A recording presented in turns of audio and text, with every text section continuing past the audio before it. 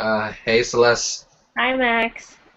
I watched your videos and I came up with a few questions regarding some of the points you made. Okay. My first question is, in the Hindenburg explosion, does it indicate how much water was produced by the explosion? And also, if so, are there other incidents where water was produced by hydrogen and oxygen bonds like colliding and exploding? Okay, so there wasn't any distinction as to how much exactly was produced. All that was said was that there was, I guess, a few hundred tons of water just because of the size of the explosion. And then there have not been any other cases where this has happened, like an explosion and then water coming out of it.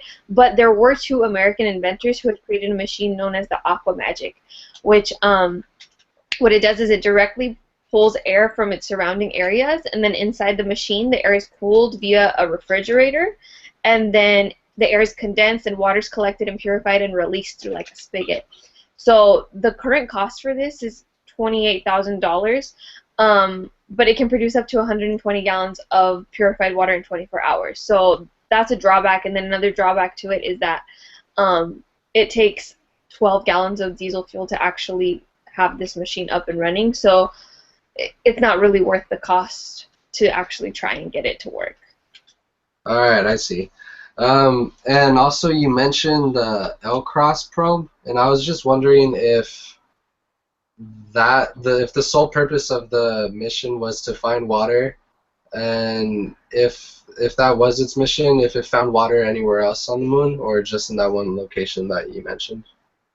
Well, the L-Cross probe's mission was to go to that specific crater because what had happened was they had already explored the crater and detected that there was water there. So by sending the L-Cross, what they were doing was they were trying to confirm whether there was presence or absence of water ice permanently shadowed in the crater at that moon's south pole. So that was like its destination, and they weren't planning on sending it to any other location, nor checking for water anywhere else. But what they did is just confirm that there was water in that specific crater. All right, I see.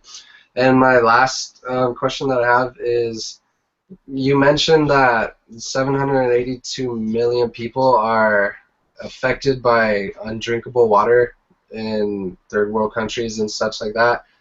I was just wondering, what are some of the diseases that these people are affected by?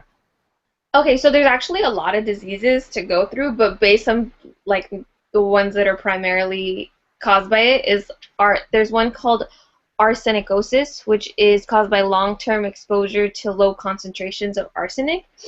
Another one is cholera, which is a bacterial infection in the intestinal tract. And then other ones are just intestinal worms and malaria that you get from drinking unsanitary water. All right, well, those are really the only questions I have for you. So, thanks. Okay. Thanks, Max. Bye.